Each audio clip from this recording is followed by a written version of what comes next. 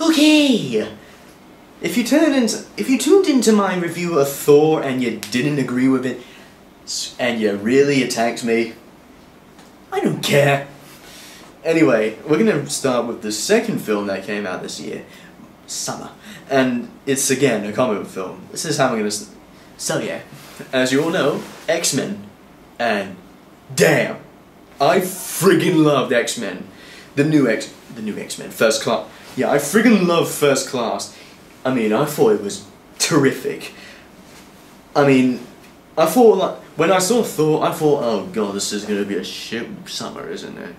But then thankfully, Matthew Vaughn came along, and then he made the flower of comic book films of 2011 blossom into a beautiful sunflower. Anyway, yeah, you can tell I really like the film, man. Let's get to it. I'm gonna do positives first, and that's how I work. That's how I roll. Anyway, what I really liked about the film, I thought Michael Fassbender and James McAvoy, very good. They were very good in their roles, and I believed in their characters. I believed in their ideas for the I believed in their characters' ideas, and I believed their reasons for their ideas. I thought these guys took these two characters to a new level. Like, I have to say something about the X-Men. Okay, I'm sorry to cut there, but let me say something. The first X-Men film, it was an average film, and I didn't really care about it. I was more aware of it as much. Like, the X-Men film, yeah, what good are they? X-Men 2 was kind of the same. I never saw X-Men 3, but I heard it was pretty bad compared to the first two, so I just avoided it. X-Men Origins, oh god. I lost hope for X-Men, and I kind of lost hope for Hugh Jackman's career.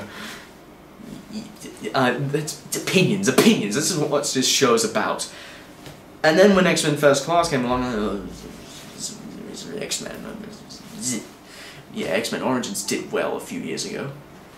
But eventually the advertising got better, and the film was worth more than the trailer. Anyway, let's get back on track. What I really didn't like about one of the things I really didn't like with the X-Men characters, well, about the whole thing about X-Men, was Magneto. He seemed a bit, I don't know why, I just found him annoying for some reason. I don't know why. It's just like he just didn't seem to convince me as like a very threatening or big, powerful villain. He annoyed me. He just did. I don't know why. I mean, we sometimes get these things, I guess it happens to all of us. We get annoyed by something, but we just don't know why. And Magneto's kind of my prime example. Michael Fassbender kind of cured that. He did. Oh, by God, he was amazing. I mean, to be as equally good as James McAvoy, a Scotland BAFTA winner, that's good, that's brilliant. I mean, he was outstanding. I thought that his motivations and, like, what I saw happen to his mother, oh god, yeah. And eventually he does get a bit of revenge at the end. I mean, if you watch all the X-Men stuff, or like the cartoons and like the movies and such, you know why he's like this. And then we saw one of the things that kind of snaps that, and like, shit. I mean, Nazis, man. James McAvoy, I thought he was really good. James McAvoy, he was a bit under my radar for a bit, but then I saw The Last King of Scotland, and I thought, he's a good actor. I really look forward to seeing better films with him in it. And his portrayal as Professor X was very good. He portrayed him as a wise, caring, and likable man. He was well-mannered, but he would take action at the most times. and he would never lose his temper, and he would never lose his temper, and he was a very gentle man. And I thought and seeing him trying to teach these mutants into revealing themselves to a society, it made me like his character even more. And James McAvoy made me like Professor X on a whole new scale. Yeah, Patrick Stewart, you've got a contender. So yeah, I thought McAvoy was very good in his role, but I have to admit he did top Fassbender, because Scottish can top British at points. Damn you, Scotland. Anyway, let's carry on. Another thing I really liked about the film, Mystique. I never really liked her in the Evolution cartoon when I was a kid, and I haven't read much of the comics. And in the film, and I don't read comic books, but I do look up Wikipedia, and that can help. You can't judge me. Anyway, and in the films, she seemed to have no personality. She just seemed like that henchman that didn't seem to have an identity, just like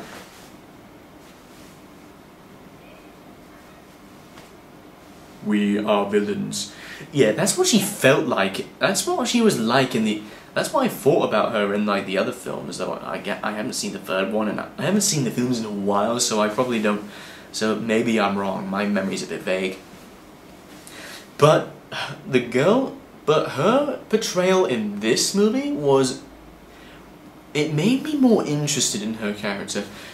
I mean, it was interesting to know that apparently Professor X and Mystique had a thing going on, had like a deep relationship when they were younger, like they were related.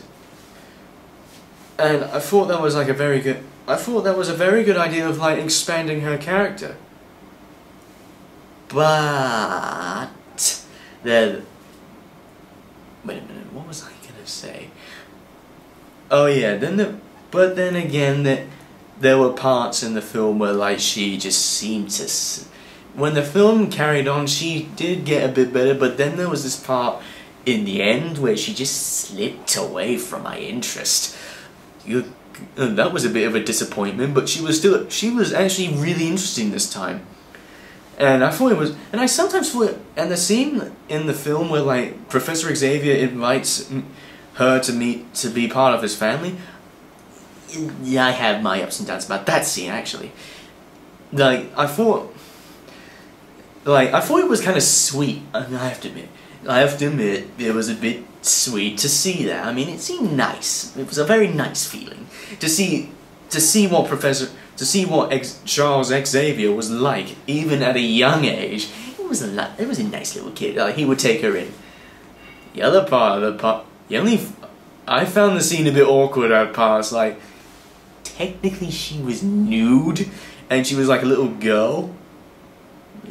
You get where I'm going at this. I said, should I find this cute, or should I be a bit bothered in some way? I don't like thinking about it. Let's just get now off the subject. And then there was like and then there was the villain, the Hellfire Club. I thought Kevin Bacon. Yeah, I heard like a few people say like he wasn't that convincing in his role. I disagree. I thought he was pretty good. He definitely had that slimy. I mean, it was Kevin Bacon. He definitely had that really slimy villain kind of way.